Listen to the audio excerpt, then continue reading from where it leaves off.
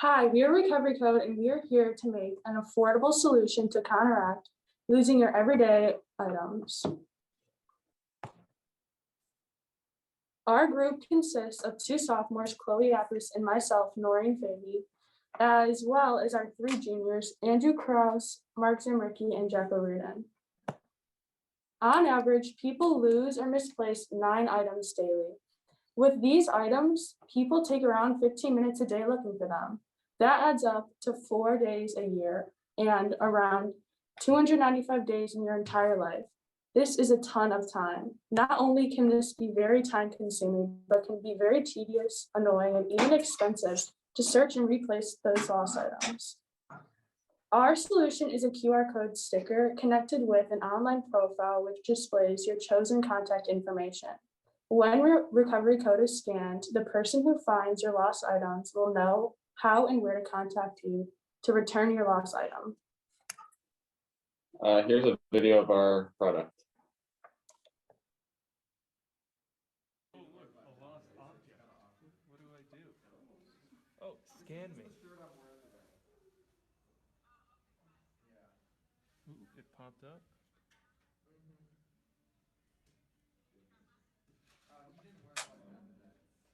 Oh. Oh, look, I gotta contact Andrew. All right. Our product, we have 2 target markets, one being student athletes and the other being busy mothers with kids.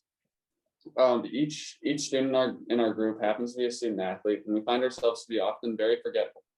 This includes losing equipment, other teammates misplacing our gear, and leaving gear at other schools. This is often annoying, and you're likely to never get your gear back. This can be expensive and very annoying. For busy mothers, we're talking about mothers that have many kids in sports and activities, always losing their gear. Mothers that are out and about and don't have time to find or replace these missing items, and kids lose things all the time. When it comes to our competition, indirectly we have Tile, and recently with the release of AirTag, Apple. Some of the weaknesses of these products is that they're very expensive, they're fragile, and they're not very versatile. Some of the strengths are these are GPS based, so you know exactly where they are and when they're moved. Our direct competition is a company called Racket Tags. They have a very similar product to ours. It is the QR code, but it's built in with email. So the weaknesses of these are they happen to be very expensive, they're small, and they're limited to email. Some of their strengths is they look great, they're a pretty refined product compared to ours. What makes our product better than theirs? Our product is highly versatile. It comes in 3 different sizes, 1 inch, 2 inch, and 3 inch. And these are able to be placed on almost anything you can think of. Price, we come at a far cheaper option than any comparable product. We start at $5 for 10 stickers. And then customability, you can choose to put almost anything on your customized profile, and we're not just limited to email like Rocket Tags is. Like said before, I mean, the group of people we are targeting are moms and student athletes, because they all have one thing.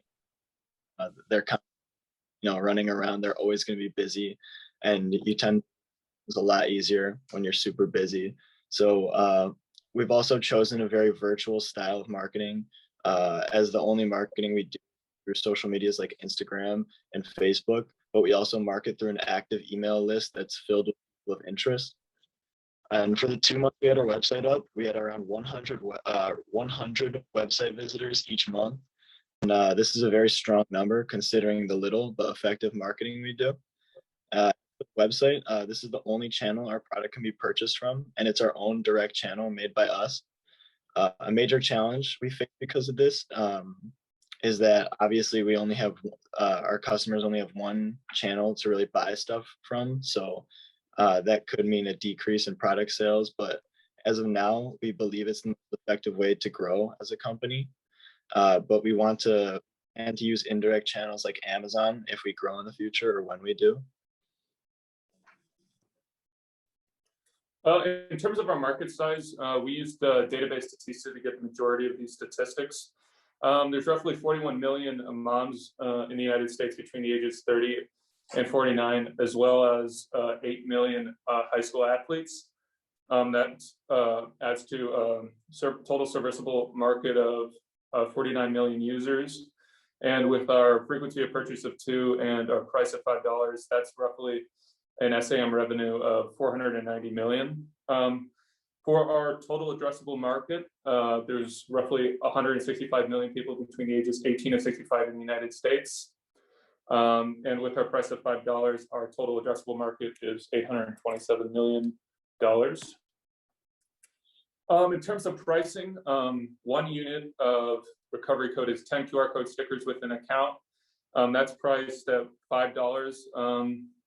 We found this price through surveying and interviewing potential customers. In terms of our cost of goods sold, sticker material is roughly $1.40, and our shipping is 33 cents per unit, which is $1.72 in terms of cost of goods sold. Our gross profit margin is $3.28, and our gross profit margin percentile is 65%. In terms of year one, our first year revenue is roughly $9,000. We estimate we'll have 10,000 impressions by the end of the year through social media marketing, email lists, and flyers at sporting events. Our estimated conversion rate is roughly 9%. We just averaged what the average conversion rates for all those advertising methods through the statistics we found on Statista, which is around 900 purchases this year. With our frequency of purchase of $2 and $5, that's $9,000 in revenue. That means that we'll have a market share of 0.018% the first year. As you can see on year one, we will have a net loss of $1,700 the first year, but we have a high SG&A expense in terms of our insurance. For years 2 through 5, we do show positive growth on the revenue scale, especially during years 4 and 5. We'll achieve this revenue growth and net income growth through expanding into retailers and implementing a subscription-based plan. Yeah. After we developed our minimal viable product, we put together 2 tests around the town of Barrington that would help us find our customer segments and if our product interested people. The first test we did was we put a Kindle with a QR code in Cook Street Coffee, and someone did scan it. The second test we did was we put common items around Barrington High School that are usually misplaced, things like notebooks, graphing calculators, water bottles, folders. Next slide. From our tests, we learned that students are willing to return these lost items. We set 6 items all around Barrington High School, and all of them were returned within 24 hours. When we did our second test in Cook Street Coffee, it took 3 days for the Kindle to be found and scanned. With the data that we found that our virtual QR code was efficient and a portable lost and found. After this test, we found that our product would target busy young people the best and young moms with children. Both of these personas are similar because they're both super busy, and with a tight schedule, it can be hard to keep track of everyday items. Overall startup for our company, really too much money at all. As it says on the chart, estimate that $100 going to permits, $1,500 will be going to legal costs, $522 will be going towards an industrial printer, $39 for sticker material, $12 for a domain name, $75 for consulting, $120 goes. Our company is going to be very beneficial to invest in because, like I said before, our startup is cheap and we can have a very large outcome. We believe that we're a great group of entrepreneurs that dedicate ourselves to our company and also to our product. We've put in a lot of work and determination these past months with the start of our company, and we do not plan to stop. This could be a great opportunity for our company and the investor.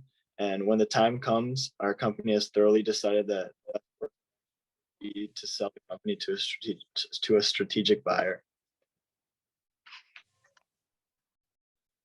Yeah, so our proposal is $6,000 for a 20% stake in our company at a post investment valuation of $28,000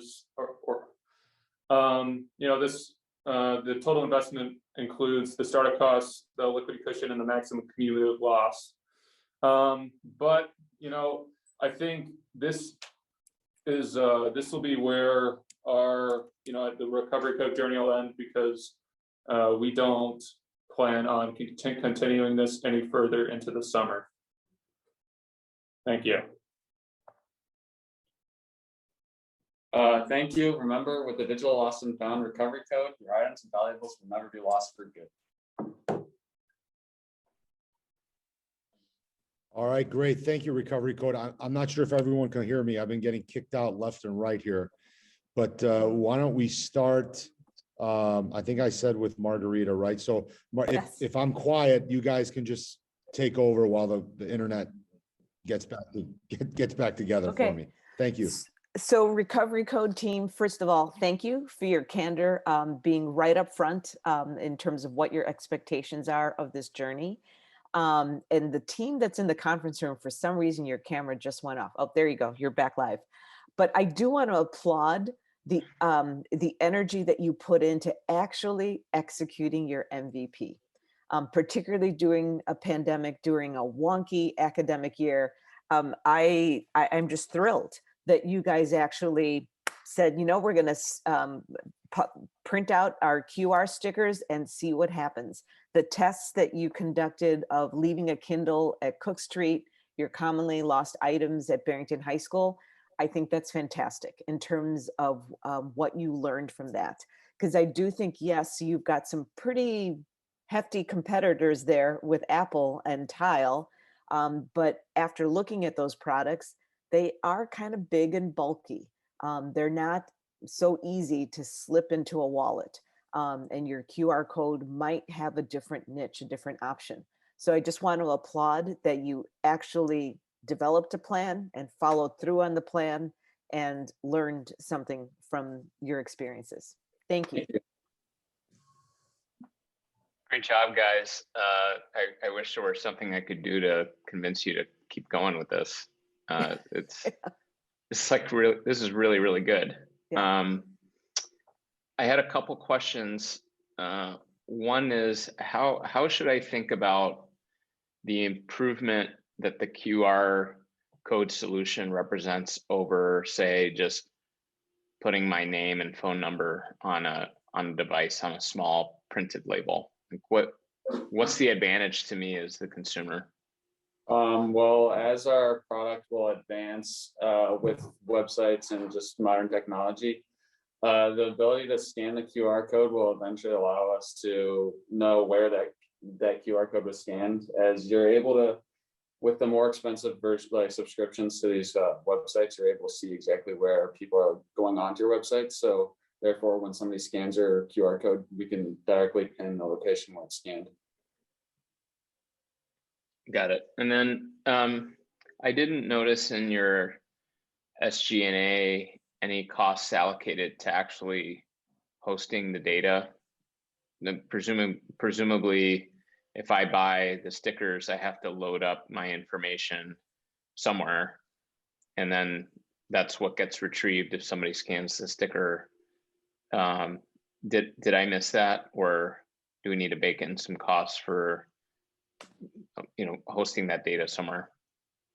For right now, we're putting that data in Google Sheets, but yeah, I think that I see. Got it. So for the time being, it's free. Yeah. Mhm. Got it. And did the prototype actually, did this end-to-end solution work as shown in the video? Was that a doctored video? Was that exactly how it works? That's exactly how it works. If you use one of our, we have some prototypes. Yeah, they'll go get it right now. I love how scrappy you guys have been and resourceful.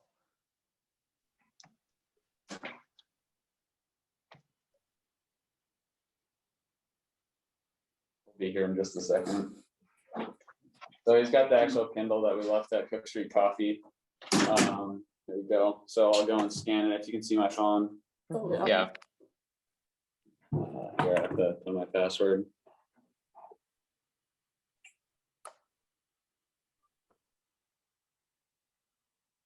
Yep. I It's see the code. Yeah. Yep. it's like blaring, but yeah. There it goes. I'm with Carlos. I think this is a very attractive product. I realize it's maybe hard to monetize. Maybe that you haven't kind of got over that hurdle yet. I can tell you from a different perspective. So I have younger boys. At one point, we were coming home from the airport, and my youngest, well, not the youngest, but one of my sons decided to start playing around with a Nintendo gaming device. And of course, being absent-minded, he didn't put it back in his pocket, and it was left in the cab. Now, fortunately, the cab driver was kind enough to give us a call. His name was on it. But there's a privacy concern as well. I don't want my son's name necessarily or contact information for whomever can find it and potentially reach out to him or my daughter. So I think to the extent that you have sort of an anonymous kind of way for someone who is going to make the effort to kind of do something and then contact, someone, a parent who can kind of mediate that issue. For me, that's, until my children are older, I think that's an attractive thing. Not so concerned about the water bottles and stuff like that, but as these kids' technology grows and they're getting more expensive things either through school or, whatever, I think it's a nifty solution that you guys, and I don't use nifty very often, but I just. Yeah, I'm with you, Michael. And if it's a Yeti, that is worth tracking down. Yeah, Mike, I think what you're touching on is perhaps one way the product could be enhanced or the service could be enhanced as if it worked a lot like Craigslist, where users can't really email directly. It all goes and it gets, only recovery code knows the email addresses where the contact information where folks should be going. And but at any rate, this is great end to end. So really think about it. Yeah. You could really do something with this. I would buy it right now. Cool. Not the whole business, but I'd buy the stickers. I would as well. And in your startup costs, when you had put in the funds for an industrial printer, I would just use existing printing options now and use that money towards marketing or something to get more users or to apply to your site so that you can have offer greater value to customers. Because heck, anyone can get things printed at BHS in the printing center downstairs. You just pay for it. And I think last time I looked, it was 11 cents a sheet. So there are other options. Yeah. And I'm with Carlos and Michael. Think about this. You've got a really simple to execute valuable concept. Might work. All right. Congratulations, guys. Well, thank you, Good job. board. Thank you, Recovery Code. Great job.